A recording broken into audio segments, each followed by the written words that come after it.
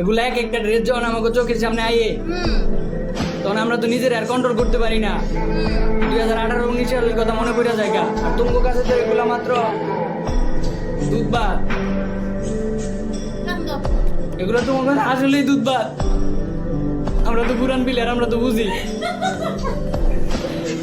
ভুল হয়েছে আমার আইডি কালেকশন দেয়।